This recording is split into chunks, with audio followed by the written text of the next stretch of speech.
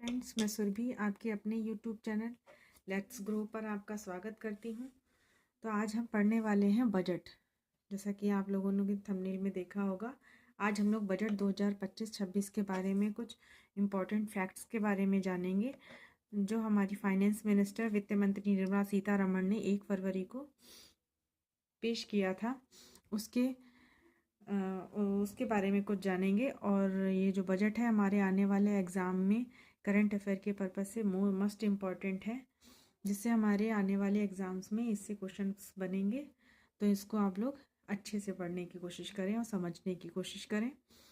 और बजट ये हमारे एग्ज़ाम पर्पज़ से ही नहीं, और नॉर्मल लाइफ में भी हमें अपने वित्तीय वर्ष पूरे वार्षिक वित्तीय वर्ष के बारे में, पूरा बजट के बारे में पता होना चाहिए। तो इसलिए चलिए स्टार्ट करते हैं अपनी क्लास बजट के ऊपर। फर्स्ट पॉइंट है हमारा, जो 1 फरवरी 2025-26 के लिए पूरा जो वर्ष है, उसकी 18वीं लोकसभा चुनाव द्वारा केंद्रीय बजट प्रस्तुत किया गया था। किसने प्रस्तुत किया? निर्मला सीतारमण ने। वित्त मंत्री निर्मला सीतारमण ने 8वीं बार यह बजट पेश किया है। ये कुछ जो डिजिट जो नंबर दी, जैसे कि 18वीं लोकसभा द्वारा, निर्मला सीतारमण द्वारा, और कौन सी बार 8वीं बार, ये सब पॉइंट्स एग्ज़ाम पर्पज़ से बहुत ज़्यादा इम्पोर्टेंट है। तो इनको आप लोग थोड़ा सा हाईलाइट करते हुए चलिएगा। नेक्स्ट आते हैं विकसित भारत की आकांक्षाओं में शामिल पहलू। जो विकसित भारत के और हम लोग अपना लक्ष्य बना रहे हैं, उनकी आकांक्षाओं में कौन से शामिल किए गए हैं पहलू, उन पर नज़र डालते हैं।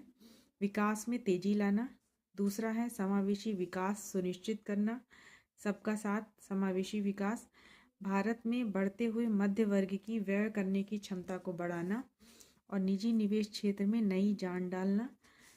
लास्ट है परिवार में मनोभावनाओं में उल्लास भरना। नेक्स्ट पॉइंट है बजट 2025-26 का उद्देश्य क्या है। इसमें 6 क्षेत्रों में सुधार के लिए बात की गई है। वो 6 क्षेत्र कौन कौन से हैं उनको देखते हैं। कराधान, बिजली क्षेत्र, शहरी विकास, खनन, वित्तीय क्षेत्र और नियामक सुधार। ये जो 6 क्षेत्र हैं या 6 एरिया हैं, इनमें थोड़ा सा इम्प्रूवमेंट लाने की, ये उद्देश्य इम्प्रूवमेंट लाने की बात कही गई है हमारे 2025-26 के बजट में। नेक्स्ट है बजट 2025-26 विकास यात्रा के जो 4 पिलर या बिंदु कहे जाएं, वो कौन कौन से हैं, उनके बारे में बात करते हैं। जो कि 4 पिलर ये हमारे एग्ज़ाम के पर्पज़ से बहुत ज़्यादा ज़रूरी हैं। अब वो जानते हैं कि हमारे विकास यात्रा के, जो बजट की विकास यात्रा है, उसके 4 पिलर कौन कौन से हैं। पहला पिलर है कृषि, दूसरा है MSME, तीसरा है निवेश, चौथा है निर्यात। MSME मतलब माइक्रो स्मॉल मीडियम इंटरप्राइजेस। कृषि पीएम धन धान्य कृषि योजना, कृषि के ऊपर जो हमारा फर्स्ट पिलर है कृषि, इसमें पहले तौर पे कृषि के तौर पे पहले पिलर के अंदर जो हमारा पहली योजना की जाएगी, वो है पीएम धन धान्य कृषि योजना। इस कार्यक्रम में कम उत्पादकता वाले फसलों की बुआई, जहाँ पे फसलों की उत्पादकता में कमी है, बुआई में कमी है, या औसत से कम ऋण मानदंडों वाले जो जिले, मानदंड वाले जो एरियाज हैं, उनमें 100 जिले शामिल होंगे इस योजना के तहत। फिर नेक्स्ट आता है ग्रामीण संपन्नता और अनुकूलन निर्माण। ये कृषि फर्स्ट पिलर के अंतर्गत ही हैं ये पॉइंट्स।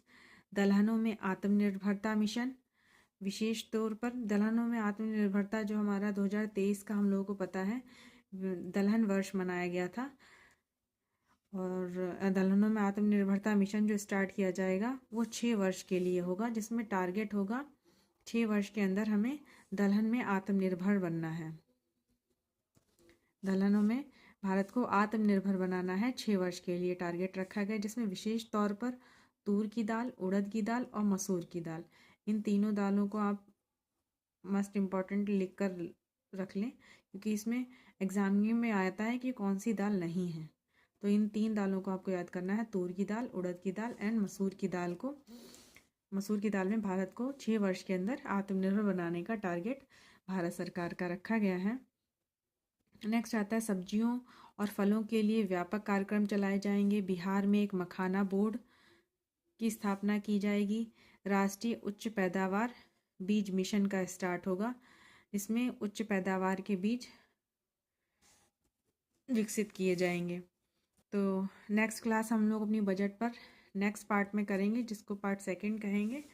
और पार्ट फर्स्ट आपको कैसा लगा कमेंट करके ज़रूर बताइएगा। वीडियो को लाइक करिएगा, चैनल को सब्सक्राइब करिएगा, और कोई भी क्यूरीज हो तो कमेंट बॉक्स में कमेंट करके ज़रूर बताइएगा।